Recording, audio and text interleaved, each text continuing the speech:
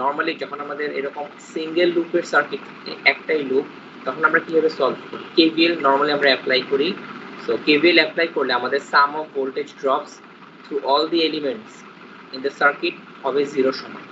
এখন নিয়ম হলো আমরা সবসময় মানে বইয়ের সাথে মিল রেখে আমরা অলওয়েজ কি ক্লকওয়াইজ যাব। কেউ যদি অ্যান্টি ক্লকওয়াইজ লুপটাকে ইউজ করে সেটাও অ্যাকসেপ্টেবল, তবে কিছু সাইন কনভেনশন মেইনটেইন করতে হবে। যেমন আমাদের এরকম আমরা যদি ভোল্টেজগুলোকে প্লাস মাইনাস দিয়ে লিখি, ধরো তোমাদের গিভেন সার্কিট এভাবে আসবে দেওয়া আছে, সো যখন আমরা সোর্সের আগে যদি আমরা এখানে মাইনাস পাই তাহলে মাইনাস সাইন আসবে কেভিএল লেখার সময়, যদি প্লাস পাই তাহলে প্লাস ভোল্টেজটা আসবে।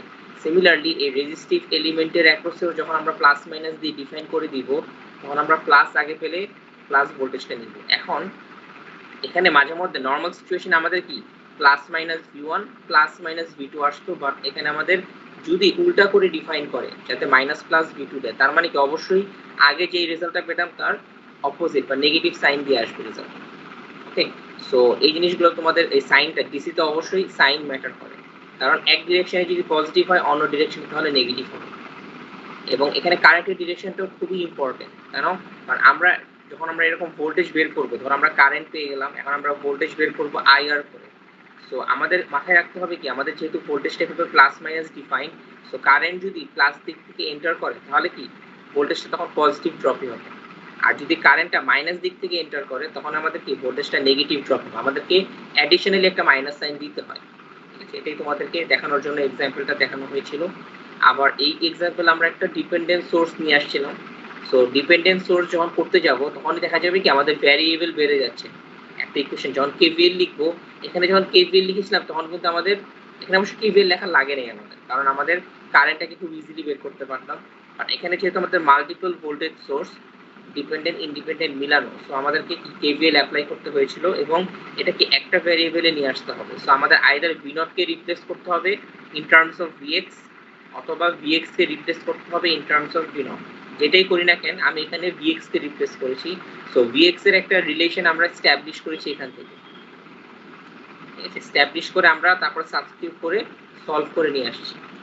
ঠিক আছে, তো তার মানে কি আমরা এখানে পুরো এক্সপ্রেশনটাকে আমরা ইন টার্মস অফ আই তে নিয়ে আসছি কারেন্টে, কারণ কারেন্টে নিয়ে আসা আমাদের জন্য খুবই ইজিয়ার। আমরা এখান থেকে একটা কারেন্টের রিলেশন পাবো আই সমান ভি বাই আর, আবার এখান থেকে একটা কারেন্টের রিলেশন পাবো।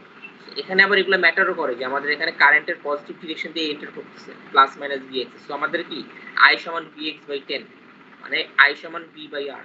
কিন্তু এই জায়গাটা যখন আসবো আমরা, তখন কিন্তু কারেন্ট আমাদের নেগেটিভ সাইড থেকে এন্টার করতেছে, যে আমাদের একটা অ্যাডিশনালি মাইনাস সাইন দিতে হয়। সো এই জিনিসগুলো খুবই ইম্পর্টেন্ট যখন আমরা নোড অ্যানালাইসিস করবো বা যে কোনো অ্যানালাইসিস করবো আমরা ডিসিতে, তখন এগুলো খুবই ইম্পর্টেন্ট। এখন আমরা নোড অ্যানালাইসিস শুরু করবো আর কি। সো নর্মালি নোড অ্যানালাইসিস যখন হবে তখন তোমাদের দেখা যাবে যে মোর দেন ওয়ান লুপ থাকে, সার্কিটটা একটু বড় হয়। তো আমাদের একটা ফর্মুলা অলওয়েজ ইউজ করতে হবে, এটা যে কোনো অ্যানালাইসিসেই অ্যাপ্লিকেবল। সেটা হলো কি, আমাদের যদি এরকম সিচুয়েশন থাকে যেখানে আমাদের একটা রেজিস্ট্যান্স আর, আমরা দুই সাইডের দুইটা নোডের মানে যে কোনো একটা রেজিস্ট্যান্সের দুই সাইডে তো দুটো নোড, সো এই দুইটা নোডের যদি ভোল্টেজ আমরা জানি, ধরো ভি1 ভি2 দিয়ে লেবেল করা আছে, আমরা ভ্যালু জানি না বাট আমরা লেবেল করেছি, সো তখন আমাদের কারেন্ট হবে আই সমান কি ভি1 মাইনাস ভি2 ডিভাইড বাই আর, মানে কারেন্টটা যেই ডিরেকশন থেকে যেই ডিরেকশনে যাবে, সো ভি1 মাইনাস ভি2 ডিভাইড বাই আর। এটা তোমাদের এই ফর্মুলাটা সবসময় আমরা অ্যাপ্লাই করব কারেন্টের এক্সপ্রেশন লেখার জন্য। এখন আমরা একটা এক্সাম্পল দেখি, ধরো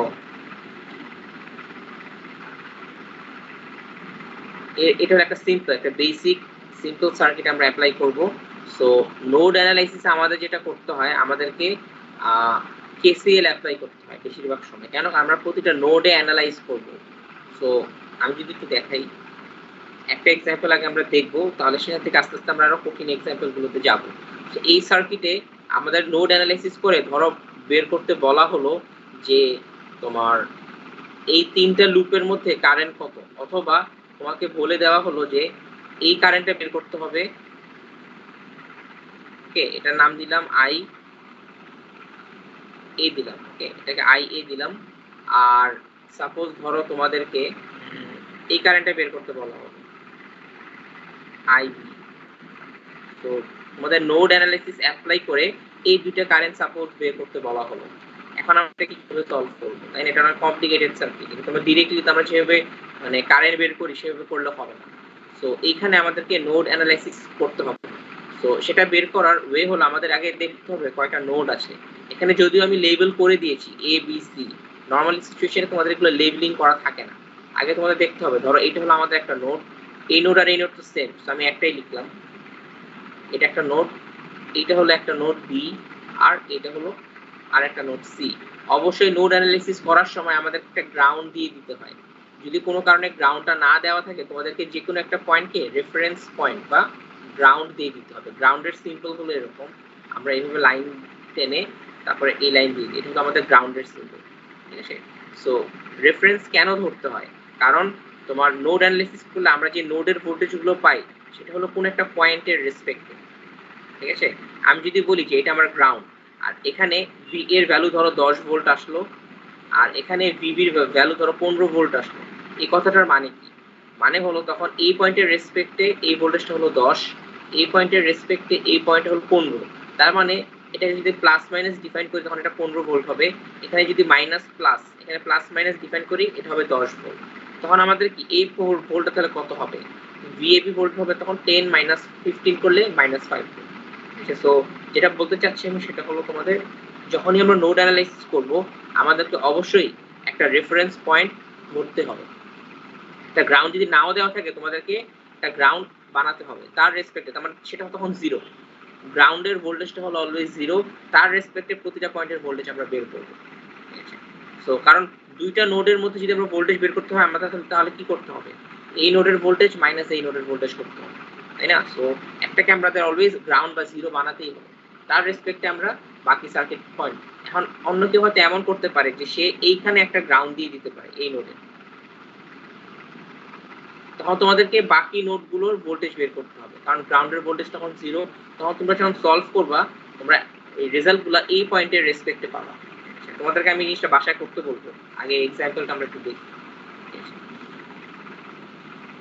এখন আমাদের নোড অ্যানালাইসিস করার স্টেপগুলো হলো আমরা প্রতিটা নোড ধরে ধরে ইকুয়েশন লিখব, ঠিক আছে।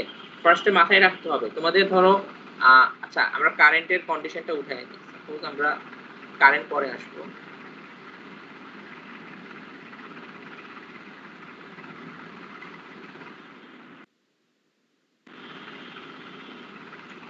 আচ্ছা এখানে ধরো তোমাদেরকে বের করতে বলা হচ্ছে যে ফাইন্ড দ্য নোড ভোল্টেজেস, ঠিক আছে, তিনটা নোড, যে ফাইন্ড দ্য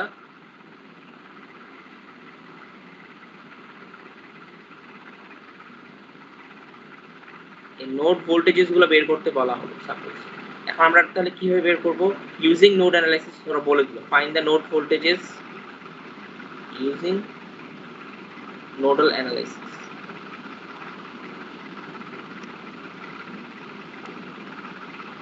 এই অ্যানালাইসিস করে আমাদের বের করতে বলা হলো। তো আমাদেরকে প্রতিটা নোডের নোড অ্যানালাইসিস করা মানে হলো প্রতিটা নোডে আসলে ইকুয়েশন লেখা।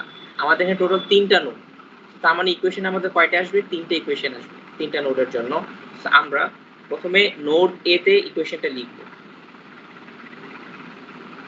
এন্ড ইকুয়েশন লিখবো বলতে আমি যেটা বোঝাচ্ছি সেটা হলো এক একটা নোডে আমরা কি ইকুয়েশন লিখতে পারি, কেসিএল ইকুয়েশনটা লিখতে পারি, তাই না। আমাদের কেসিএল এর কনভেনশনটা কি, আমরা এভাবে ইউজ করব কেসিএলটা, এটা বেসিক কনভেনশন ফর কেসিএল। আমাদের কারেন্ট লিভিং দ্য জাংশন আমরা দিচ্ছি positive, current approaching the junction আমরা দিচ্ছি নেগেটিভ। আমাদের কারেন্ট যদি কখনো জাংশন থেকে চলে যায় তাহলে সেটাকে আমরা পজিটিভ কারেন্ট ধরবো, আর কারেন্ট যদি অ্যাপ্রোচ করে সেটাকে আমরা নেগেটিভ কারেন্ট ধরবো, ঠিক আছে। এটা হলো আমাদের কনভেনশন। কেউ যদি উল্টা ইউজ করো তাহলে তাকে সবসময় উল্টাটাই ইউজ করতে হবে। তুমি এই নোডে এসে ধরে নিচ্ছ current approaching the junction negative, আর এই যেখানে এসে কারেন্ট লিভিং দ্য জাংশনকেও তুমি আবার নেগেটিভ বলতেছো, তাহলে কিন্তু হবে না, ঠিক আছে। যেটাই ধরবা সেটা পুরো ক্যালকুলেশনসে একই জিনিস, কনসিস্টেন্সি রাখতে হবে। তো আমরা প্রথমে নোড এ তে ইকুয়েশনটা লিখি। আমার এখানে নিয়ম হলো কারেন্ট যদি অ্যাপ্রোচ করে আসে জাংশনে তাহলে সেটাকে আমরা নেগেটিভ কারেন্ট ধরবো, লিভ করে চলে গেলে সেটাকে আমরা পজিটিভ কারেন্ট ধরবো। তো এখন এখানে নোড এ তে আমার কয়টা ব্রাঞ্চ আছে, এখানে একটা ব্রাঞ্চ, এখানে একটা ব্রাঞ্চ, আর এখানে একটা ব্রাঞ্চ। তার মানে আমরা যদি একটু লেবলিং করি আমার কারেন্ট তাহলে 3টা হবে। একটা কারেন্ট এই ডিরেকশনে আসছে অ্যাপ্রোচিং দ্য জাংশন। এখন রেজিস্টারের কারেন্টগুলো কিন্তু আসলে ডিফাইন করা নেই, সো আমি অলওয়েজ পজিটিভ হলো কি আমার লিভিং দ্য জাংশন, আমি ওদেরকে এভাবেই ডিফাইন করে দিব। আমি এই কারেন্টটাও বের করব, এই কারেন্টটাও এভাবে এই ডিরেকশনে দিয়ে দিলাম এই জাংশনের জন্য। আমাদের 3টা কারেন্ট, তার মানে summation of 3 currents will be equal to 0। তাই না? কারণ অ্যাপ্রোচিং দ্য জাংশন সমান হবে লিভিং দ্য জাংশন। সো যদি ইকুয়েশনটা লিখি, অনেকে দুইভাবে ইকুয়েশন লেখে। অনেকে লেখে হলো এক সাইডে অ্যাপ্রোচিং দ্য জাংশনের যত কারেন্ট সবগুলো লেখে ইকুয়ালস টু দিয়ে আরেক সাইডে লেখে যতগুলো কারেন্ট লিভিং দ্য জাংশন, সেটা করলেও হবে। অথবা তুমি যদি একবারে ইকুয়েশনের এক সাইডে সবগুলো কারেন্টকে লিখতে চাও, তখন আমাদের কি এই সাইন কনভেনশনটা ইউজ করতে হবে। সো আমরা এখানে -2 অ্যাম্পিয়ার এখানে আসতেছে, সো আমরা এখানে -2 অ্যাম্পিয়ার দিলাম।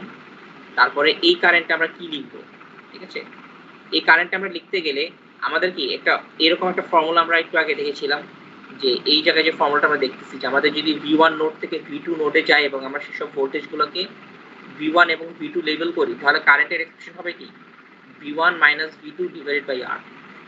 সো এই জিনিসটাই আমরা এখানে অ্যাপ্লাই করব, যে যেহেতু এটা positive current living the junction, আমরা একটা প্লাস সাইন দিব।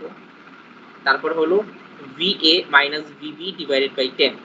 সো এটার জন্য আমাদের ইকুয়েশনটা হবে VA - VB ডিভাইডেড বাই 10। এটা কি বুঝা গেছে নাকি বলো? এটা হলো আমার এই কারেন্টটাকে লিখলাম। একজন কারেন্ট দুইটা ডিরেকশন আছে নিজের মতো জি স্যার নিতে হবে। বোঝা গেছে। হ্যাঁ, এটা তোমরা নিজের মতো নিতে পারবা।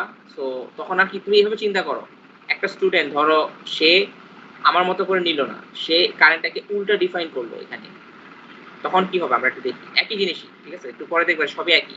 আমি ধরো কারেন্টটাকে এইভাবে ডিফাইন করলাম, তখন তাকে ইকুয়েশন লেখার সময় কিন্তু মাইনাস সাইন দিয়ে VB - VA দিতে হতো, তাই না? এই জায়গাটায় তখন তাকে একটা মাইনাস সাইন দিতে হতো, কারণ অ্যাপ্রোচিং দ্য জাংশন, এবং ইকুয়েশনটা লিখতে হতো VB - VA। এখন আমাকে বলো, একই জিনিসই হবে না? এইটার এটা কি সেম না? যদি মাইনাস সাইনটাকে ভিতরে নিয়ে নেই।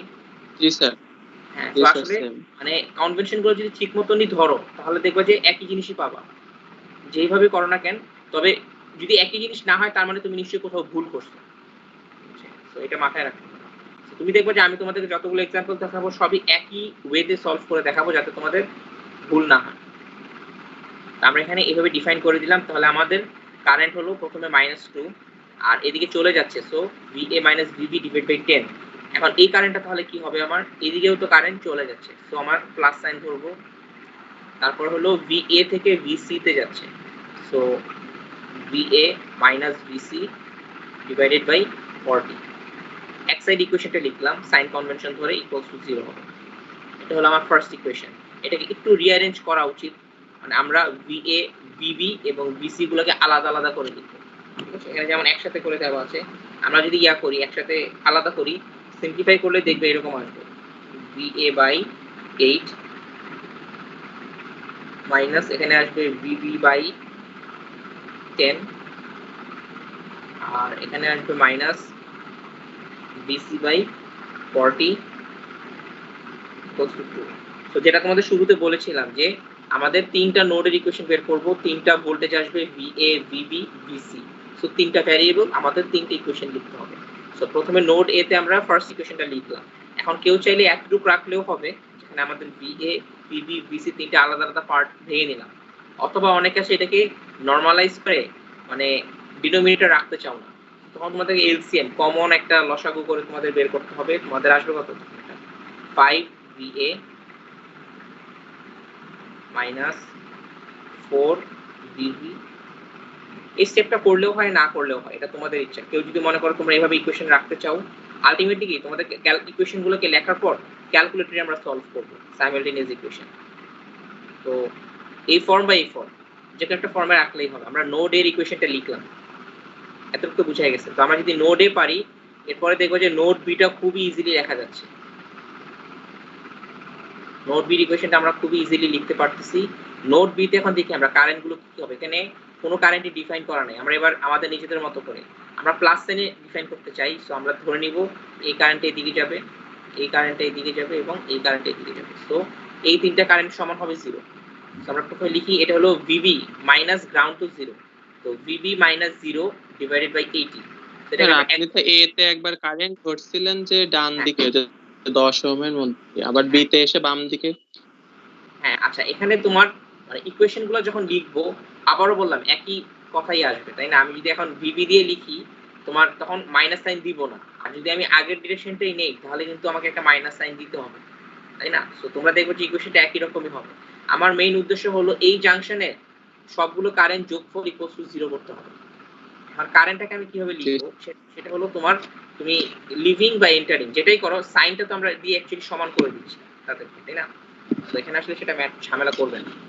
সো নোট বি তে আমরা প্রথমে ভিবি -0 ডিভাইডেড বাই 80। তো এখানে আমরা ভিবি -0টা দিলাম না, ডিভাইডেড বাই 80 একই কথা হয় এটা। এটা হলো এই কারেন্টটা। তারপর আমরা এই কারেন্টটা নিব। সো এটাকে আমরা প্লাস দিলাম, এখানে প্লাস সাইন। এবার হবে কি বি থেকে এ তে যাচ্ছে কারেন্টটা। So VB minus VA divided by হবে 10। আর তোমার কথা ছিল একজন যে বললা যে তোমার এখানে আমরা এই ডিরেকশনটা কেন রাখলাম না, রাখতে পারো, তখন আমাদের এখানে একটা ভিএ মাইনাস ভিবি এখানে একটা মাইনাস দিতে হতো, যেটা অ্যাকচুয়ালি মানে হলো ভিবি মাইনাস ভিবি, একই কথা। এরপরে এই কারেন্টটা নিব আমরা। সো আলটিমেটলি তোমাকে তিনটা কারেন্ট ইকুয়ালস টু 0, কারণ যেহেতু এখানে তিনটা ব্রাঞ্চ, সো তিনটা কারেন্ট ইকুয়ালস টু 0 এটা করতে হবে। তুমি যদি দুইটা কারেন্ট ইকুয়ালস টু 0 করো তার মানে কিন্তু ভুল, এই কারেন্টটাকে তুমি নিচ্ছ না, সেটা যাতে না হয় সেটা খেয়াল রাখতে হবে। তো থার্ড কারেন্ট হলো আমার বি থেকে সি তে যাচ্ছে। So Bibi minus BC divided by এটা হলো 20, এটা সমান ইকুয়ালস টু হবে 0। এখন এটাকে তোমরা চাইলে সিম্পলিফাই করতে পারো।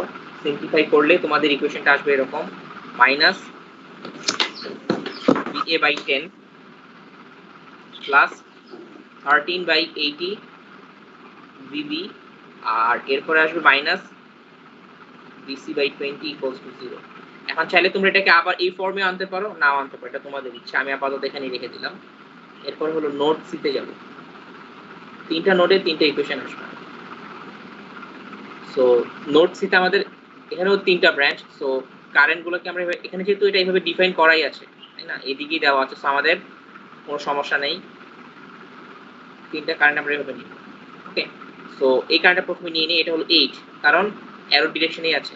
সো কারণ কারেন্ট হলো living the junction, sorry arrow direction না, লিভিং দ্য জাংশন এইদিকে 8 এবং এইদিকে আসলে কারেন্টটা কি 8 বলা আছে। সো আমরা এটা প্লাস 80 হবে। তারপরে তোমাদের এই দিকের কারেন্ট হবে VC minus VB divide by 20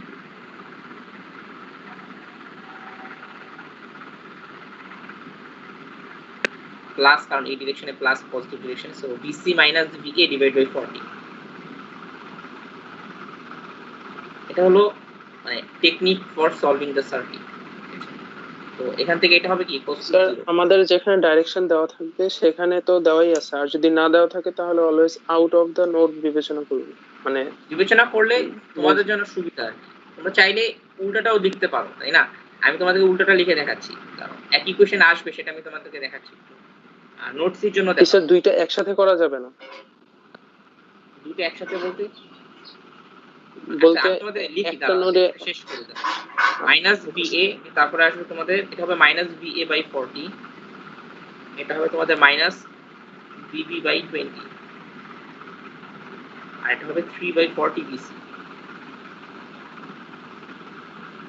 এটা ইকুয়ালস টু হবে তোমাদের মাইনাস 8। এটা হলো আমাদের ইকুয়েশন 2, এটা হলো আমাদের ইকুয়েশন 3। এখন আমি একটু বলি, এটাকে তোমরা যদি উল্টা করে লিখতে চাও, সাপোজ আমি এটাকে অ্যারোগুলোকে উল্টা করে দিলাম ইরেজার দিয়ে, বা তুমি তোমার ইচ্ছা মতো তুমি ধরো এই ইকুয়েশনটাকে এইভাবে তুমি ডিফাইন করলা, তাই না, ইচ্ছা মতো করে। এখন ইকুয়েশনটা কিন্তু তোমাকে ঠিক মতো লিখতে হবে, যেই সাইন দিয়েছো সেই সাইন দিয়ে কিন্তু লিখতে হবে, বুঝছো? সো আমরা তখন আমাদের ইকুয়েশনটা কি হবে, আমি একটা রাফ লিখতেছি। সেটা হলো এইদিকে গেলে হলো 8 প্লাস এইদিকে গেলে BC minus VB divide by 20, আর এই দিকের কারেন্টটা কি হবে তখন, এটা হবে, এটা মাইনাস দিতে হবে, ঠিক আছে, কারণ কারেন্ট হলো কি অ্যাপ্রোচিং দ্য জাংশন, এটা তোমাদের মেইনটেইন করতে হবে এই কনভেনশনটা, এটাই তোমাদের আসলে সবগুলোকে সমান করে দেয়। সো এগুলো, এটা হলো লিভিং আর এটা হলো অ্যাপ্রোচিং দ্য জাংশনের জন্য মাইনাস দিতে হবে। তারপর এটা হলো কি এ থেকে সি তে যাচ্ছে, so VA minus BC divided by 40, এটা হবে কি ইকুয়ালস টু 0। এখন যদি আমরা একটু এটাকে ঠিক করি তাহলে 8 প্লাস, এটাকে তোমরা যদি একসাথে করো তখন দেখবে তোমাদের এটার মতনই হবে। আমি যদি মাইনাস থেকে এটার সাথে ভিতরে দিয়ে দিই, প্লাস দিয়ে দিলাম, মাইনাস থেকে ভিতরে দিলে কি হবে, BC minus VA divided by 40 হয়ে যাচ্ছে, তাই না? সো আসলে তোমার ইকুয়েশনটা কিন্তু এটাই হচ্ছে, দেখা যাচ্ছে। সো তোমাদের এখানে সাইন তোমরা যেটাই নাও, তোমাদের আসলে ইকুয়েশনটা যদি ঠিকমতো কনভেনশন ফলো করো, যেমন আমি এখানে অ্যাপ্রোচিং দ্য জাংশনের জন্য একটা মাইনাস দিচ্ছি, এটা কিন্তু খুবই ইম্পর্টেন্ট। এটা যদি প্লাস দাও কেউ তাহলে কিন্তু ইকুয়েশন মিলবে না, তখন তুমি you are making a mistake. So ইকুয়েশনগুলো যখন লিখবো আমরা সাইন কনভেনশনটা যাতে অবশ্যই আমরা মেইনটেইন করি। অ্যারোটা কোন দিকে ধরলাম সেটা ইম্পর্টেন্ট না, অ্যারোটা যেভাবে ধরবো সেভাবে ইকুয়েশনটাকে লিখতে হবে। এটা বলতে আমি বোঝাচ্ছি অ্যারোটাকে যদি অ্যাপ্রোচিং দ্য জাংশন দেই তাহলে মাইনাস সাইন দিতে হবে, অ্যারোটাকে যদি আমরা লিভিং দ্য জাংশন দেই তাহলে প্লাস সাইন দিতে হবে। এভাবে করে করলে দেখবো দুইটা ইকুয়েশন আসলে সেম আসে। আর এই তিনটে ইকুয়েশন আমরা কিভাবে সলভ করব, হাতে নাকি ক্যালকুলেটরে? অবশ্যই আমরা এগুলো ক্যালকুলেটরে করব। ক্যালকুলেটর। আমাদের এখানে এটার জন্য কোনো মার্ক নাই যে তোমরা তিনটা ইকুয়েশন একটা আরেকটার মধ্যে রিপ্লেস করলা করে সিম্পলিফাই করে করে সলভ করতেছো, সেগুলোর জন্য তোমাদের আলাদা কোনো মার্ক নেই, কারণ এটা আসলে তোমরা সবাই পারো। ঠিক আছে, যদি টাইম দেওয়া হয় অবশ্যই তোমরা পারবা। সো তোমাদেরকে এত টাইম দেওয়া হবে না, তোমাদেরকে এই সার্কিটটা সলভ করতে দেওয়া হবে খুবই কম সময়। সো পরীক্ষাতে আরো অনেক এক্সাম্পল থাকবে, আরো অনেক অঙ্ক থাকবে, তো তোমাদেরকে এটা সবচেয়ে কম টাইমে করতে হবে। ফার্স্ট কাজ হলো তোমাদের এই ইকুয়েশনগুলোকে ঠিক মতো লেখা। তিনটে ইকুয়েশন লিখলে এটা এখানেই তোমাদের মেজরিটি মার্ক থাকে। যদি এটা 10 মার্কের ম্যাথ হয় সেখানেই তোমাদের এখানে দেখা যাবে যে 6 থেকে 7 মার্ক। এটাকে ঠিক মতো লেখা। এরপরে তোমাদের সার্কিটে কি চাওয়া হয়েছে সেটাকে তোমরা বের করতে পারছো নাকি সেটার উপর মার্ক থাকে। সো অবশ্যই নোড ইকুয়েশন গুলো আমাদের ঠিক মতো লিখতে হবে, কারণ এটার মধ্যেই মার্ক থাকে। এরপর তোমরা তিনটাকে সাইমালটেনিয়াসলি সলভ করবে।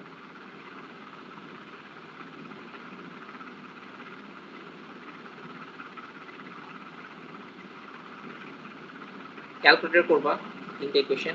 এখন এখানে একটা মজার জিনিস বলি, সেটাকে লিখে নিই। সাইমালটেনিয়াসলি যদি সলভ করি আমাদের ক্যালকুলেটর করলে তোমরা পাবা VA পাবা হলো মাইনাস, এটা আসছে তোমাদের 485.7, BB তোমাদের আসবে মাইনাস 480 ভোল্ট, আর BC তোমাদের আসবে মাইনাস 588.64। সো সাইমালটেনিয়াসলি সলভ করে এরকম রেজাল্ট পেলাম। ওকে, এখন তোমাদের ধরো বলে দিল যে এই কারেন্টটা বের করো, মানে এই ডিরেকশনে আইটা বের করো, সেটা কিভাবে বের করবো আমরা? খুবই সিম্পল, তাই না? কারেন্টটা এই নোড থেকে এই নোডে যাচ্ছে এই রেজিস্ট্যান্সের ভিতর দিয়ে। তো তখন আমাদের আই এর এক্সপ্রেশনটা হবে হলো VA minus BB divided by 10। এটা করে যে রেজাল্ট পাবা সেটাই, ঠিক আছে? এটা করলে কি আসবে? VA হলো মাইনাস 485.7, তারপর আসবে মাইনাসে মাইনাসে প্লাস 480 ডিভাইডেড বাই 10 করে তোমরা যেটা পাবা সেটাই হলো তোমাদের রেজাল্ট। সো এখানে সবসময় নোড অ্যানালাইসিস করে কোন একটা অন্য কোয়ান্টিটি বের করতে বলতে পারে, তো তোমাদেরকে নোড ভোল্টেজগুলো আগে বের করে ফেলতে হবে।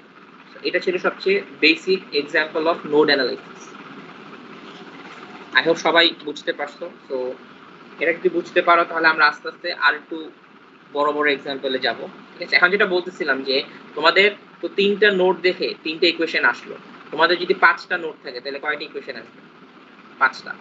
এখন 5টা তো তোমরা ক্যালকুলেটর করতে পারবে না, তাই না? সো তখন তোমাদের যেটা করতে হবে সেটা হলো 5টাকে তোমার 4টা ইকুয়েশনে মিনিমাইজ করে নিয়ে আসতে হবে, তাই না? নরমালি আমরা কিভাবে করি, ধরো আমরা এখানে 5টা variable VA BB BC BD BE, so ই নোডটাকে আমি ধরো বাদ দিতে চাচ্ছি, তখন ই নোডটাকে প্রত্যেকটা জায়গায় রিপ্লেস করে সাবস্টিটিউট করে 4টা ইকুয়েশনে নিয়ে আসতে হবে, তারপরে তোমরা সলভ করবে।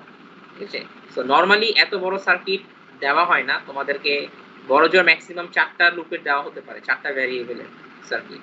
সো এখানে তোমাদের আমি বলবো যে বেটার হলো যারা তোমরা EX ইউজ করো, যে তোমাদের যেখানে 4টা ইকুয়েশন সাইমালটেনিয়াসলি সলভ করা যায়, EX সিরিজের ক্যালকুলেটরগুলো।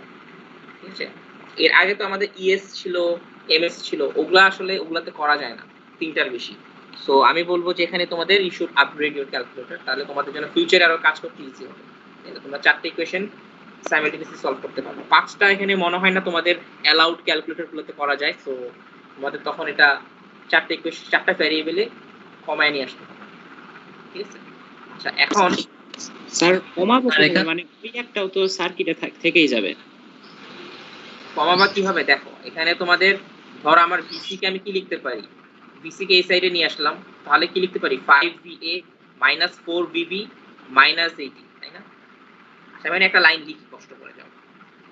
5VA মাইনাস 4BB মাইনাস 80, আর BC কে ওই সাইডে নিয়ে গেলাম, BC K in terms of বাকি এলিমেন্ট দিয়ে এক্সপ্রেস করলাম। এখন আমরা এই BC টাকে যদি এখানে রিপ্লেস করি তাহলে কি হবে, ভিএবি চলে আসবে না, কোনো ভিসি থাকবে না। এখানে যদি ভিসি কে রিপ্লেস করি তাহলে কি ভিএবি চলে আসবে। সো বাই মিনিমাইজিং আমি যেটা বুঝাচ্ছি সেটা হলো ওই ভ্যারিয়েবলটাকে সাবস্টিটিউট করে বাদ দিয়ে দিতে হবে ইকুয়েশন থেকে। জি স্যার বুঝেছি। তো এরকম স্যার এই নোড অ্যানালাইসিস এর অঙ্কে কি মানে কারেন্টের অ্যাকচুয়াল ডিরেকশন সম্পর্কে কিছু বলা যায় স্যার? আচ্ছা, কারেন্টের অ্যাকচুয়াল ডিরেকশন বলতে গেলে তোমাদের সার্কিট এভাবে কারেন্ট আই বের করতে বলছে। আমরা তো জানি না যে কারেন্ট কি এই ডিরেকশনে যাবে নাকি এই ডিরেকশনে যাবে, তবে আমরা এতটুকু জানি যে কারেন্ট অলওয়েজ কি হায়ার পটেনশিয়াল থেকে লোয়ার পটেনশিয়ালে যায়, তাই না? হায়ার পটেনশিয়াল বলতে পজিটিভ স্কেলে আমরা বলতে চাচ্ছি ধরো 10 থেকে 8 ভোল্টের দিকেই কারেন্ট যাবে এই ডিরেকশন। এখন যদি নেগেটিভ স্কেলে বলি, এটা ধরো -280, তাহলে এটা ধরো কত হবে, -290 হলো। সো এটা হলো কি মোর পজিটিভ না, নাম্বার লাইনে মোর পজিটিভ এটা। সো কারেন্ট হায়ার পটেনশিয়াল থেকে লোয়ার পটেনশিয়ালের দিকেই যায়। এখন আমরা যেভাবে নোড ভোল্টেজগুলো পেয়েছি, ঠিক আছে, সেখানে কিন্তু তোমাদের একটু হোল্ড করতে হবে, আমি এখনই এক সেকেন্ড।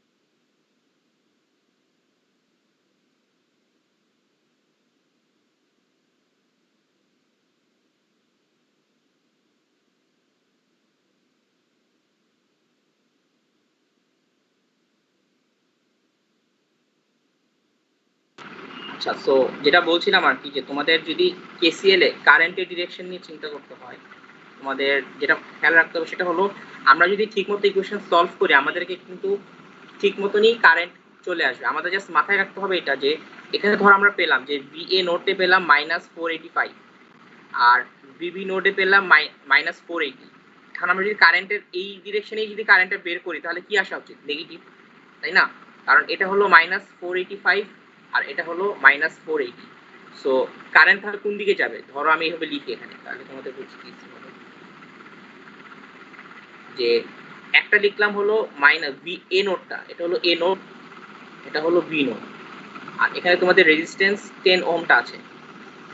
এখন এই নোডের ভোল্টেজটা হলো -485 আর এই নোডের ভোল্টেজটা হলো আমার -480। তো নরমাল সিচুয়েশনে আমাদের কি বোঝা উচিত, যে কারেন্টটা অলওয়েজ কি এই ডিরেকশনেই যাবে, from right to left. But আমাদের সার্কিট ডিফাইন করা আছে কারেন্টটা এইভাবে। সো আমাদের তো এই ডিরেকশনেই বের করতে হবে কারেন্টটা। সো আমরা এই ডিরেকশনে বের করতে গেলে আমরা আই কে ফর্মুলাটা কি লিখবো, যে VA - VB ডিভাইডেড বাই এখানে যে রেজিস্ট্যান্স R ছিল সেটাই লিখবো।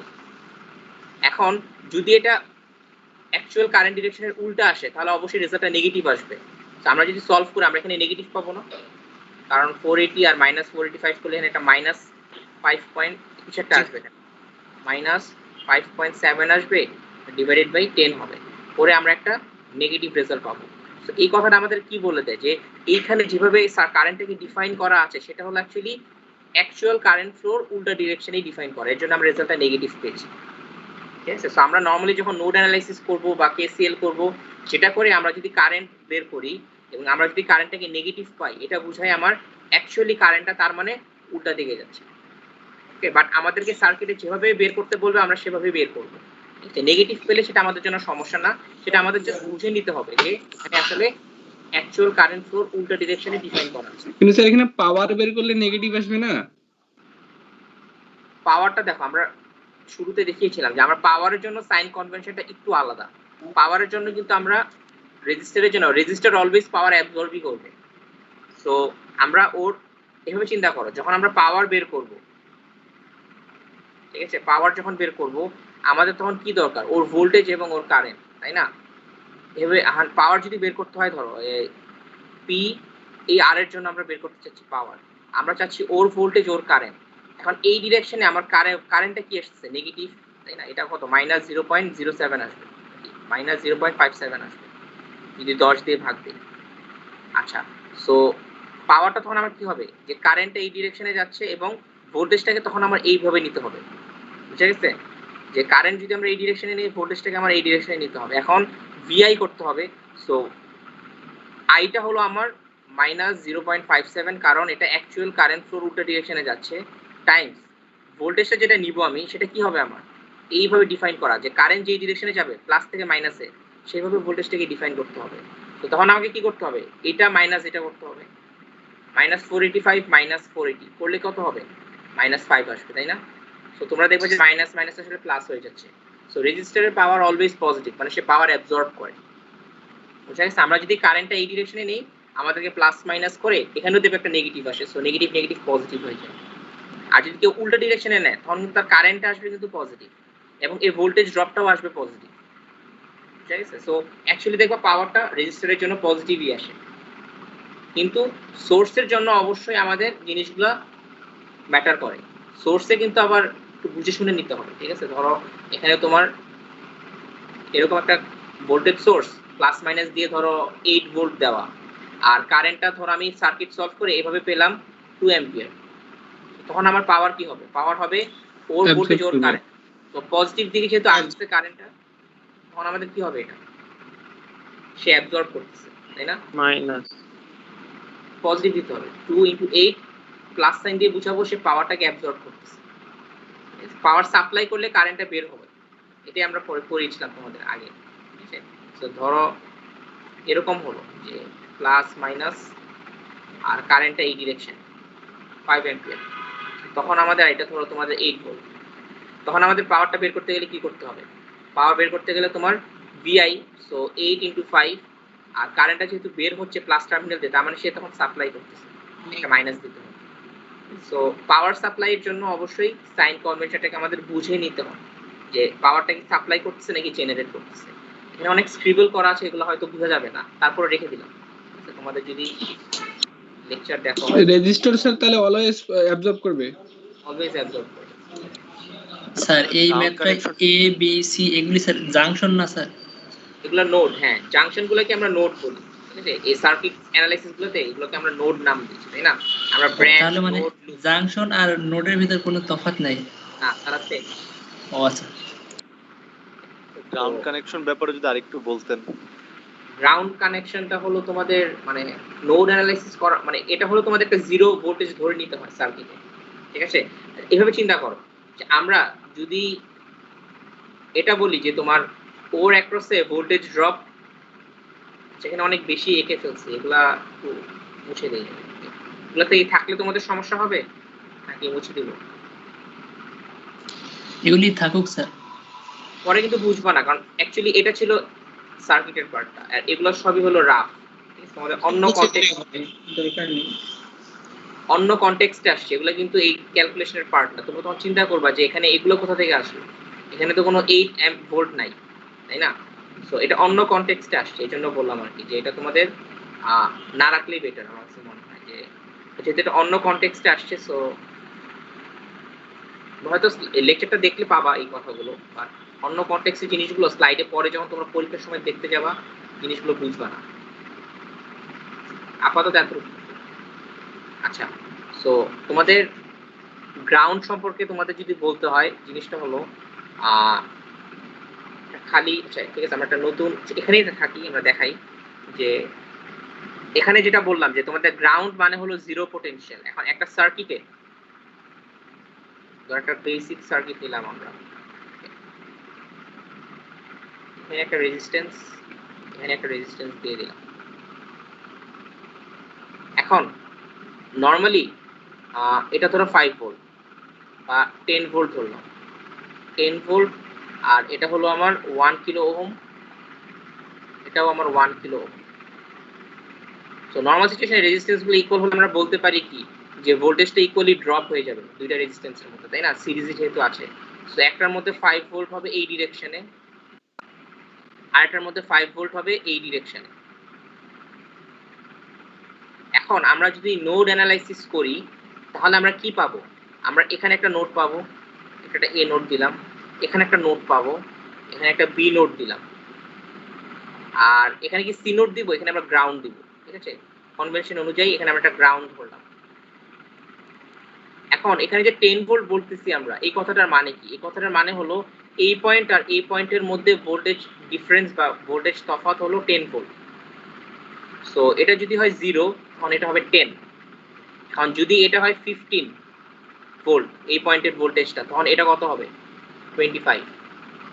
সে অলওয়েজ কি এই তফাৎটাকে 10 ভোল্ট লাগবে, এটাই তো ভোল্টেজ সোর্সের কাজ। সো এখন আমার তো এখানে একটা পয়েন্টকে আমরা রেফারেন্স ধরে নিব, কেন? কারণ এটা না ধরলে আমাদের ওই নোডের ভোল্টেজগুলো লেখা যাবে না, তাই না? আমরা এই নোডের ভোল্টেজটা তখন লিখতে পারবো না। এখন এই অবস্থায় আমরা যদি নোড অ্যানালাইসিস করি, করে আমরা দেখলাম যে আমাদের এটা হলো গ্রাউন্ড, তার মানে ভি এর ভোল্টেজটা তখন আমরা 10 পাবো, এই পয়েন্টের ভোল্টেজটা তখন আমরা 10 পাবো। এখন প্রবলেম যেটা হলো সেটা হলো এই ভোল্টেজ তাহলে কত হবে ভিবিটা। তো ভিবিটা বের করা খুবই ইজি, আমরা কারেন্ট তো বের করতে পারবো। এখানে কারেন্ট কত হবে 10 ভোল্ট, কারেন্ট হলো 10 volt divided by 2 kilo ohm, মানে 2 × 10⁻³ কিলোর জন্য 10⁻³ দিলাম, করলে তোমাদের হতো এখানে আসবে 5 আর 10⁻³ উপরে চলে গেলে 10⁻³ হবে। এটা হলো আমার 5 মিলি অ্যাম্পিয়ার, 5 মিলি অ্যাম্পিয়ার আমার কারেন্ট আসবে। কারেন্টটা হলো এই ডিরেকশনে। এখন আমার যদি ভিবি পয়েন্টের ভোল্টেজটা দরকার হয়, আমরা ওই কারেন্টের এক্সপ্রেশন ইউজ করব। আমরা কারেন্টের ফর্মুলা কি জানি? VA - VB divided by R। এটা করে আমরা কি বের করতে পারি যে আমার কারেন্টটাকে যদি আমরা 5 মিলি ইউজ করি আর ভি এর পয়েন্টের ভোল্টেজটা হলো 10 ভোল্ট হয়, মাইনাস VB বের করব ডিভাইডেড বাই R হলো 1 কিলো। এটার ভিবির ভোল্টেজ তাহলে কত আসবে আমাদের যদি ক্যালকুলেটরে করো, ঠিক আছে?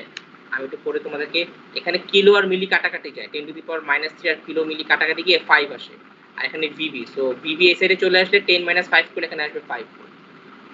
ভিবি পয়েন্টের ভোল্টেজটা হবে তোমাদের 5। সো এই ছিল 10 ভোল্ট। এখানে ভিএফ নোডের ভোল্টেজটা আমার 10 ভোল্ট আসলো, ভিবি নোডের ভোল্টেজটা আমার 5 ভোল্ট আসলো। এখন আবার এখানে যদি ভোল্টেজ ড্রপ নেই, এখানে দেখবা যে তোমাদের 0 ভোল্ট আসছে। সো এই যে 10 ভোল্ট, এখানে 10 ভোল্ট ছিল, এখানে 5 ভোল্ট, এখানে 0 ভোল্ট হয়ে গেল, আবার এখানে 10 ভোল্ট। তো জিনিসটা হলো আমার প্রতিটা রেজিস্ট্যান্সে অ্যাক্রসে ভোল্টেজ ড্রপ হয়ে যাচ্ছে। এখন যে কোনো একটাকে যদি 0 না ধরি তাহলে যে প্রবলেমটা হবে, ধরো তুমি তোমার রেফারেন্স ভোল্টেজটাকে 0 ভোল্ট না ধরে তুমি 15 ধরলা, আমার এই জিনিসটার মানে কি? আমার এর অ্যাক্রসে 5 ভোল্ট আসবে, এর অ্যাক্রসে 5 ভোল্ট আসবে, তাই না? এই 10 ভোল্টটাই তো, এটাও কিন্তু একই কথাই হবে।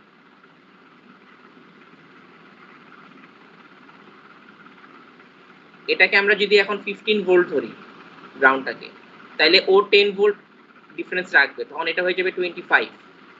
এখানে 5 ভোল্ট ড্রপ হয়ে গেলে এটা হবে হয়ে যাবে 20, এটা হবে 20, আর এখানে আরো 5 ভোল্ট ড্রপ হলে এটা তখন হয়ে যাবে 15। তো এটা তো সেম লেভেল, তাই না? 15। সো এটাই আমি বলতে চাচ্ছি যে তোমাদের আসলে মানে সার্কিটে কিন্তু ভোল্টেজ গুলো ড্রপ হয়, একটা সোর্সের যে ভোল্টেজটা সেটা কিন্তু বিভিন্ন রেজিস্টিভ এলিমেন্টের মধ্যে ড্রপ হয়ে যায়। এখন এইখানে যদি আমরা রেফারেন্সটাকে যে কোনো একটা ভ্যালু ধরি, তার রেসপেক্টে কিন্তু ভোল্টেজগুলো আমাদেরকে দিচ্ছে এই পয়েন্টের ভোল্টেজটা, তাই না? সো এর জন্য যে কোনো একটা পয়েন্টকে রেফারেন্স ধরতেই হবে। এটা হলো নোড অ্যানালাইসিসের কন্ডিশনাল মাস্ট। স্যার আমরা যে কোনো পয়েন্টকে গ্রাউন্ড ধরতে পারি?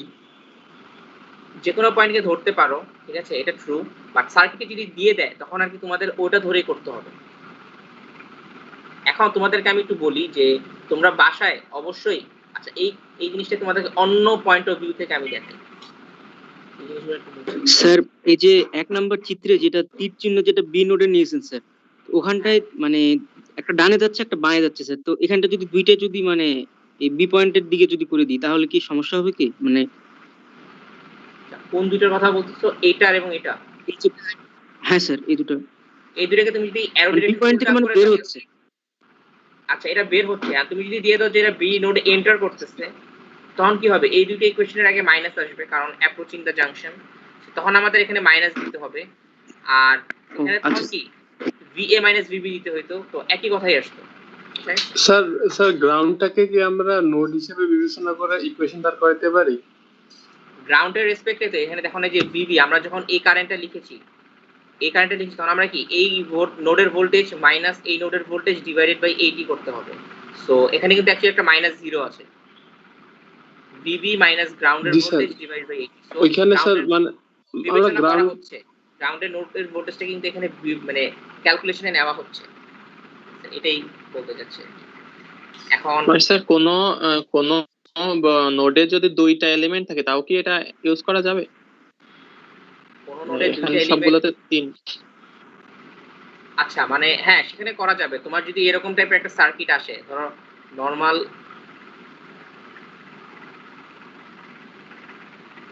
দুই এলিমেন্টের, তাই না, দুইটা ব্রাঞ্চের সার্কিট, এখানে কারেন্ট যতটুকু আসবে এখানে কারেন্ট ততটুকু চলে যাবে, তাই না? সো তোমাদের তো দুইটা নোড ব্রাঞ্চও করা যাবে, যতটুকু কারেন্ট আসবে তার মানে এটা হবে মাইনাস কারেন্ট, এটা হবে প্লাস কারেন্ট ইকুয়ালস টু 0 করবা, তাই না? তো দুইটা নোডের ইয়াতেও তোমাদের নোড ইকুয়েশন লেখা যাবে, কেসিএল অ্যাপ্লাই করবে। এটা অ্যাকচুয়ালি তো কেসিএল লেখা, তাই না? টেকনিকটার নাম হলো নোড অ্যানালাইসিস, বাট অ্যাকচুয়ালি তো আমরা কেসিএল লিখতেছি। তো কেসিএল তো ভ্যালিড সবার জন্য, সব মানে একটা নোড থাকতে হবে অবশ্যই, নোড না থাকলে কিন্তু হবে না। আচ্ছা এখন তোমাদের আমি যেটা বলবো যে তোমাদের গ্রাউন্ডের কনসেপ্টটা ক্লিয়ার রাখার জন্য, ঠিক আছে, গ্রাউন্ডের কনসেপ্টটা ক্লিয়ার রাখার জন্য আমরা এখানে পেলাম কত, -485। এটাকে একটু ক্লিন করে আঁকা দরকার ছিল, আমি একটু হোল্ড করো, আগেরটাকে আমি একটু ক্লিন করে নিয়ে আসতেছি একটা এমটি স্লাইড দিয়ে, এটা তোমাদের ওয়ার্কিংস এর জন্যই দিচ্ছি।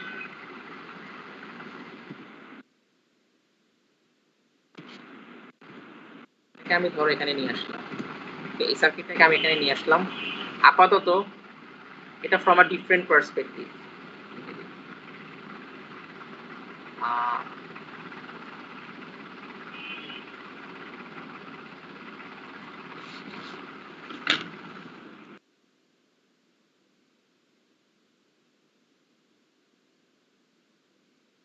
ফ্রম আ ডিফারেন্ট পার্সপেক্টিভ যদি আমরা দেখি, তো এখানে তোমাদের আমরা যে ভোল্টেজগুলো পেলাম সেটাকে একটু নিয়ে আসতে হবে।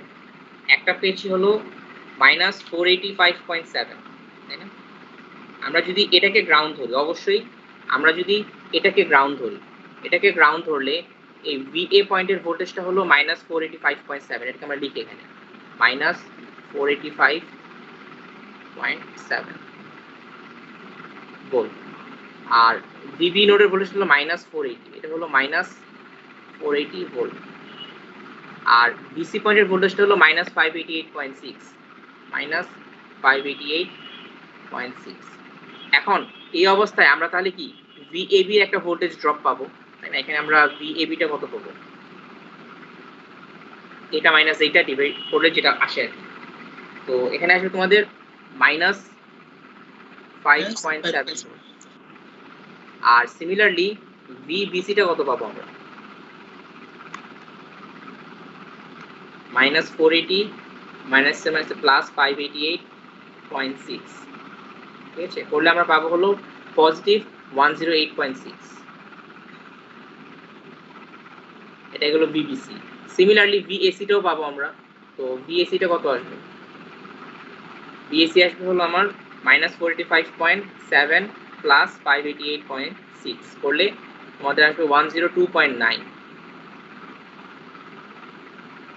আর VB ভোল্টেজটা কত আসবে এখানে, এগুলো তো জানি, VA VB BC বের করেছি। তো আমাদের কি এই এক একটা রেজিস্টিভ এলিমেন্টের অ্যাক্রসে ভোল্টেজ আর লাস্টে যে এটা, তার মানে এই 10 ওহমের অ্যাক্রসে ভোল্টেজ ড্রপটা হলো আমার -5.7, 20 ওহমের অ্যাক্রসে ভোল্টেজ ড্রপটা হলো আমার 108.6, আর 40 ওহমের অ্যাক্রসে ভোল্টেজ, এইভাবে বের করলাম আর আমরা এইভাবে ভোল্টেজগুলোকে বের করেছি, বুঝছে? আর এই ভোল্টেজ ড্রপটা কত হবে, VB -0, তাই না? তো V80 ওহমের অ্যাক্রসে যে ভোল্টেজটা সেটা আসলে কি VB এর সমানই হবে, এটা হলো তোমার -480। এখন তোমরা যদি এই সার্কিটটাকে এটাকে গ্রাউন্ড ধরলা না, গ্রাউন্ডটাকে ধরো এখানে ধরে করলা, বা এই পয়েন্টেও ধরে করতে পারো। তোমরা যদি এই পয়েন্টে গ্রাউন্ডটা নাও, এবার যদি সার্কিটটাকে সলভ করা শুরু করো, তাহলে কি হবে, তোমরা কিন্তু ডিফারেন্ট ভ্যালু পাবা তখন নোড ভোল্টেজে। তখন তোমাদের VB এর ভ্যালুটা কত হবে, 0। তখন VB এর ভ্যালুটা তোমাদের হবে 0। তখন VA এর ভ্যালুটা তোমাদের কত আসবে, এই পয়েন্টের রেসপেক্টে এই পয়েন্টের ভোল্টেজটা কি -5.7, তখন তোমাদের VA ভোল্টেজটা আসবে হলো -5.7। আর তোমরা এটাকে রেফারেন্স ধরতেছো, ওর রেসপেক্টে এই ভোল্টেজটা কত আসবে তখন, এই যে এখানে যেটা পেয়েছি 108.6, এটা কিন্তু মানে নেগেটিভ, তাই না, নিচের দিকে যাচ্ছে। সো BC ভোল্টেজটা তখন তোমাদের আসবে -108.6, এগুলো সবই ভোল্ট। তখন B এর রেসপেক্টে এই পয়েন্টের ভোল্টেজটা কত আসবে, তখন তোমার এটা হবে নতুন নতুন বি নোড, তখন তো তুমি এটাকে গ্রাউন্ড বলবা, তখন এটাকে তুমি তখন বি প্রাইম বললাম, নতুন বি নোড। সো বি প্রাইমের ভোল্টেজটা কত হবে? এটা যদি 0 হয় তাহলে এটা অবশ্যই 480, তাই না? কারণ এটা ছিল -480, এটার রেসপেক্টে এটা হলো -480 নিচের দিকে, তার মানে কি এটার থেকে এটার ভোল্টেজটা উপরে, তাই না? 480 ডিফারেন্স। সো তখন কিন্তু তুমি দেখো নতুন গ্রাউন্ড ধরলে তোমার ভোল্টেজগুলো তখন এর রেসপেক্টে ভোল্টেজগুলো আসবে, বুঝা গেছে? সো এইটাই হলো গ্রাউন্ডের কনসেপ্ট, আমাকে যে কোনো একটা পয়েন্টকে রেফারেন্স ধরতে হবে। আমার দুইটাই রেজাল্টই কিন্তু ওকে, এটাও রাইট এটাও রাইট, বাট এটা হলো একটা এই পয়েন্টের রেসপেক্টে আর এটা হলো এই পয়েন্টের রেসপেক্টে। আলটিমেটলি ওই ভোল্টেজ ড্রপগুলো কিন্তু সেমই থাকবে। তুমি যখন এইভাবে নোটগুলো বের করবা, বের করার পর তোমরা যখন ডিফারেন্সটা নিবা দেখবা যে 10 ভোল্টে, তোমরা এটা করবা আজকে বাসায়, ঠিক আছে? আমি তোমাদেরকে আর আজকে কিছু করাচ্ছি না কারণ সময় বেশি নাই। চেয়েছিলাম আরো 2-3টা এক্সাম্পল দেখাবো, বাট ওগুলো আমি আগামী দিন দেখাবো। আপাতত তোমরা এই যে ডিফারেন্ট ভোল্টেজগুলো পেলাম, ঠিক আছে? আমি সলভ করেছি এখানে গ্রাউন্ড ধরে, তোমরা সলভ করবা এদিকে গ্রাউন্ড, এটাকে গ্রাউন্ড ধরে, এবং দেখবা যে এই ভ্যালুগুলো কি এরকম আসে নাকি, ঠিক আছে? এরকম আসবে, এবং তখন আমরা আবারও ভিএবি 10 ওহমের অ্যাক্রসে ভোল্টেজ ড্রপ বের করব, 20 ওহমের অ্যাক্রসে, এটা লিখে দিই ব্র্যাকেটে। এটা ছিল 10 ওহমের অ্যাক্রসে ভোল্টেজ ড্রপ, এটা ছিল তোমাদের 20 ওহমের অ্যাক্রসে ভোল্টেজ ড্রপ, আর এটা ছিল 40 ওহম, আর পরটা তো 80 লেখাই আছে। সো এক একটা ভোল্টেজ ড্রপ তোমরা এইভাবে বের করে দেখবা যে একই আসবে রেজাল্ট। তো ভোল্টেজ ড্রপটা সেমই থাকবে, বাট রেফারেন্স চেঞ্জ হয়ে যাওয়ার কারণে নোডের ভোল্টেজগুলো ওই নতুন রেফারেন্স পয়েন্টের রেসপেক্টে দিবে, ঠিক আছে? আমি যেটা বললাম তোমাদেরকে যে একটা সার্কিটে আমাদেরকে যদি বলে দেয় এটা 10 ভোল্ট ড্রপ হবে এই ভোল্টেজের এই রেজিস্ট্যান্সের অ্যাক্রসে, তখন আমাকে যদি একটা পয়েন্ট বলে দেয় আমি অবশ্যই আরেকটা পয়েন্ট জানবো। আমাকে যদি বলে দেয় VA নোডের ভোল্টেজটা হলো তোমার 20, তো 10 ভোল্ট ড্রপ হবে, তার মানে এখানে VB নোডের ভোল্টেজটা তখন হবে আমার কত? 10 ভোল্ট, কারণ ডিফারেন্সটা 10 ভোল্ট থাকতে হবে। এখন কেউ যদি এটাকে বলে দেয় 200, তখন এটা কত হবে? এটা হবে তখন 190, বুঝা গেছে না? সো রেফারেন্স চেঞ্জ হয়ে যাওয়া বা একটা নোডের ভ্যালু চেঞ্জ হয়ে গেলে আরেকটা নোডের ভ্যালু ওই রেসপেক্টেই চেঞ্জ হবে। সো এই জিনিসগুলো কি বুঝা গেছে? আমি তোমাদের একটা এক্সট্রা স্লাইড রাখলাম, এটা হলো ফ্রম আ ডিফারেন্ট পার্সপেক্টিভ রইল, ঠিক আছে? সো আশা করি তোমাদের আর কারো কোনো কোশ্চেন থাকা উচিত না, ঠিক আছে? আমরা আরো এক্সাম্পল দেখবো, জিনিসটা হলো আরো এক্সাম্পল দেখলে তোমাদের আরো কনসেপ্ট ক্লিয়ার হবে। আপাতত আমি এখানে রেকর্ডিংটা স্টপ করছি। সো আগামী দিনে আমরা আরো কিছু এক্সাম্পল দেখবো, এখানে আরো কিছু এক্সাম্পল দেখানোর জন্য আমি সার্কিটের ডায়াগ্রাম রেখেছি, সেই জিনিসগুলো আগামী দিন আসবে। এটা হলো তোমাদের নেক্সট উইকের স্যাটারডে। আচ্ছা, তোমাদের এটা হলো সেকেন্ড উইক, তাই তো? তোমাদের এই নোড অ্যানালাইসিসের পরে আমি আবার মেশ অ্যানালাইসিস করাবো, এটা হলো সেকেন্ড টেকনিক। ফার্স্ট টেকনিক হলো নোড, সেকেন্ড টেকনিক হলো মেশ। এরপরে আমি তোমাদেরকে একটা ক্লাস টেস্ট নিব, আমাদের তো ক্লাস টেস্ট নিতে হবে। সো থার্ড উইক চলে আসছে, আমাদের আগামী উইকেই কিন্তু তোমাদের মেশ শেষ হয়ে যাবে। সো তোমাদের হয়তো আগামী উইকের লাস্ট যেদিন মঙ্গলবার সেদিন নিতে পারি ক্লাস টেস্ট, ঠিক আছে? তো আপাতত আমি নেক্সট দিন সিলেবাসটা আগে আগাই, তারপর আমি বলবো। তোমাদের শুরু থেকে শুরু করে সিলেবাস তো যা করাবেন মেশ পর্যন্তই পরীক্ষা হ্যাঁ, দেবেন। শুরু থেকে মেশ পর্যন্ত এটার উপর তোমাদের ফার্স্ট ক্লাস টেস্ট হবে। তো তোমরা চাইলে এখন পর্যন্ত যা যা পড়ানো হয়েছে এগুলো তোমরা একটু প্র্যাকটিস করে ফেলতে পারো। স্যার স্যাটারডে নিলে ভালো হয়। মানে এই স্যাটারডে তো সম্ভব না আমার, স্যার নেক্সট স্যাটারডে ওইটা আমরা স্যাটারডে নিলে স্যার একটা বন্ধ পাই আমরা। জি স্যার, আমাদের শনিবারে নিলে ভালো প্রিপারেশন নিতে পারলেন স্যার। আচ্ছা ঠিক আছে, এটা আমরা দেখি। ওকে, যদি একদিন পরের দিন তোমাদের সুবিধা হয় সেটা দেখা যাবে। ওকে, আপাতত তাহলে আমি তোমাদের ক্লাসটা এখানেই শেষ করে দিচ্ছি। কারণ স্যার একটা প্রশ্ন স্যার, এই যে আচ্ছা যেগুলা স্কয়ার এলিমেন্ট সেগুলো হচ্ছে ডিপেন্ডেন্ট সোর্স এবং যেগুলো সার্কুলার এলিমেন্ট সেগুলো হচ্ছে ইন্ডিপেন্ডেন্ট সোর্স না স্যার? হ্যাঁ স্যার, এগুলা রেক্ট্যাঙ্গুলার এলিমেন্ট দেখছিলাম এই যে বইয়ে, ওগুলা কি স্যার ডিপেন্ডেন্ট না ইন্ডিপেন্ডেন্ট না ওগুলা ইনঅ্যাকটিভ? আমাকে একটু বইয়ের পেজ নাম্বারটা বললে আমি তাহলে বের করে দেখাতে পারতাম। Sir page number 17। একটু দাঁড়ান, এটা কোন এডিশন? ফোর্থ নাকি এগুলো মনে রেজিস্ট্যান্স, এটা 5th স্যার। এখানে স্যার রেজিস্ট্যান্স মেবি। আমি একটু ওপেন করি, তারপরে তোমরা স্ক্রিন শেয়ার করে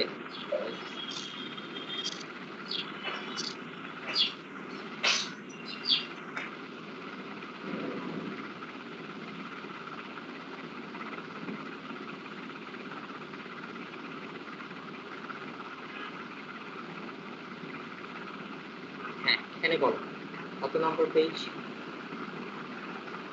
17 বললা তাই না? জি স্যার 17 মানে পেজে লেখা আছে 17, আচ্ছা পিডিএফ এ কত হবে? দাঁড়াও। এটা হলো তোমার 17 নম্বর পেজ, এটার কথা বলতেছো? জি স্যার, এখানে এই যে অরেঞ্জ রঙের রেক্ট্যাঙ্গুলার যে এলিমেন্ট গুলো, এগুলো কি স্যার? আচ্ছা, এগুলো আসলে রেজিস্ট্যান্স। এভাবে ডিসটেন্স লেখা যায়? এভাবে লেখে, কিন্তু আমরা তো আর এভাবে, এটা ওরা দেখাইছে আর কি। তোমাদের নরমালি আমরা এই রেক্ট্যাঙ্গুলার দিয়ে বুঝাবো না। আর স্যার একটা প্রশ্ন আছে স্যার, এই যে এই রেক্ট্যাঙ্গুলার রেজিস্ট্যান্স গুলোর ভোল্টেজটা স্যার এই পুরা এই যে প্যারালাল লুপটা আছে ওটার রেজিস্ট্যান্স থেকে মানে ওটার ভোল্টেজকে ডিফাইন করবে?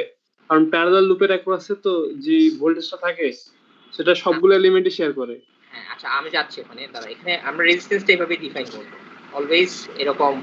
এটা আর কি সিম্পল, তোমরা দেখে আসছো আগে থেকে। এখন 17 নম্বর পেজে তোমার কোশ্চেনটা ছিল প্যারালাল লুপ। এখানে এটা 19, 17 নম্বর পেজে প্যারালাল লুপ কোথায় পেলাম? হ্যাঁ, এখানে বলো প্যারালাল বলতে কি, এটা কি প্যারালাল বলতেছো? জি স্যার, ওটাকে প্যারালাল বলতেছি। আচ্ছা, এই দুইটা প্যারালালে আছে, এই 3 ভোল্ট ড্রপ যার P4 আর P3 এই দুইটা প্যারালালে আছে, বাট তুমি P3 আর P1 কে কিন্তু প্যারালালে বলতে পারবে না, কারণ মাঝখানে কিন্তু একটা এলিমেন্ট আছে। তো প্যারালাল মানে কি, তাদের নোডটা সেম। যেমন এখানে যদি আমি একটা A নোড লিখি, এটাও A নোড, এখানে যদি একটা B নোড লিখি, এটাও B নোড। সো AB নোডের মধ্যে এই দুইটা এলিমেন্ট আছে, বাট এটা কিন্তু একটা ডিফারেন্ট নোড হবে, C নোড হবে এটা, তাই না? তো তখন কিন্তু এটা প্যারালালে নাই।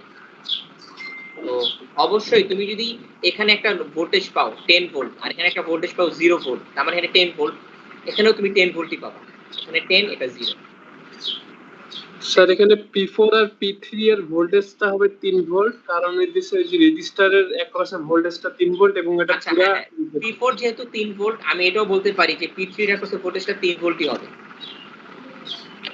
এখন গ্রাউন্ডটা কোথায়? আমি যদি এখানে একটা গ্রাউন্ড বসাই দেই, সাপোজ আমি এই জায়গাতে একটা গ্রাউন্ড বসালাম, তাই না? এই জায়গায় গ্রাউন্ড বসালে ও তো বলে দিচ্ছে এখানে 3 ভোল্ট ড্রপ হবে, তার মানে কি এটা 0 হইলে তখন এটা হবে কি 3 ভোল্ট। জি স্যার। আর এটা যদি তখন 0 হয় তখন এটা 5 ভোল্ট ড্রপ হবে, তার মানে এখানে কত হবে? 5 ভোল্ট। তো এখানে 3 ভোল্ট পাচ্ছো, এখানে 5 ভোল্ট পাচ্ছো, তাহলে এটা কত হবে? 2 ভোল্ট। ঠিক আছে, হিসাব কিন্তু মিলবে, ড্রপটা মিলবে। তুমি যেভাবেই করো, তোমাকে রেফারেন্স পয়েন্টটা কিভাবে ধরতেছো এটা ইম্পর্টেন্ট। তুমি যদি এখানে 0 না ধরে, গ্রাউন্ড না ধরে তুমি এখানে গ্রাউন্ড ধরো, তখন কি হবে? এটাকে গ্রাউন্ড ধরলে এটা 3 ভোল্ট হয়, তাহলে এটাকে গ্রাউন্ড ধরলে এটা কত হবে? -3 ভোল্ট, কারণ এটার থেকে 3 ভোল্ট নিচে এটা। স্যার এখানে যে P3 তে 0.6 আই আছে, এটা কি স্যার কারেন্ট না ভোল্টেজ এই জিনিসটা? আচ্ছা, ভ্যালুটা 0.6 আই, কিন্তু সিম্বলটা দেখে বুঝতে হবে এটা কি ভোল্টেজ। এটাকে আমরা ভোল্টেজ, এটা ভোল্টেজ তো। আমরা তো 4টা ক্যাটাগরি পড়েছি, এটা কোন ক্যাটাগরিতে পড়ে?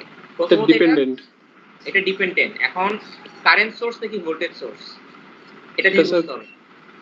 এটা তো ভোল্টেজ সোর্স। স্যার এটা কারেন্ট ডিপেন্ডেন্ট ভোল্টেজ সোর্স। এটা হলো প্রথমত আগে দেখব আমরা এটা কি ধরনের সোর্স। এটা একটা ভোল্টেজ সোর্স, এটা কার উপর ডিপেন্ড করতেছে? কারেন্টের উপর। সো এটা কারেন্ট কন্ট্রোলড ভোল্টেজ সোর্স। ঠিক আছে, তাহলে স্যার এগুলো কি নোডাল অ্যানালাইসিসে আসবে স্যার? নোড অ্যানালাইসিস তো ডিপেন্ডেন্ট সোর্স আছে অবশ্যই, এটা আসবে, এগুলো পরের এক্সাম্পলগুলো দেখব আমরা। স্যার এখানে তাহলে স্যার এই যে এই ডিপেন্ডেন্ট সোর্সটার ভোল্টেজটা 0.6 ইনটু কারেন্ট হবে না? হ্যাঁ, কারেন্ট হবে। আমাদের কারেন্ট আই এই সিচুয়েশনে এটা 5, তাই না? তো 0.6 ইনটু 5 করো, কত আসে? 0.6 ইনটু 5 3 ভোল্ট আসে। তো আমার এখানে 3 ভোল্ট আসছে, এখানে তো 3 ভোল্ট আসবেই, তাই না? তো সবই ঠিক মতো হিসাব করা আছে, তো মিলবে। স্যার থ্যাংক ইউ স্যার, বুঝতে পারছি স্যার, এটা ভুলে ছিল আমার। Thank you sir. ওকে, আশা করি সবই ক্লিয়ার। তোমরা একটু প্র্যাকটিস করো যা যা পড়ানো হয়েছে। ওকে, তো আমি এখানেই মিটিংটা ক্লোজ করে দিচ্ছি। খুদা হাফেজ। আসসালামু আলাইকুম স্যার।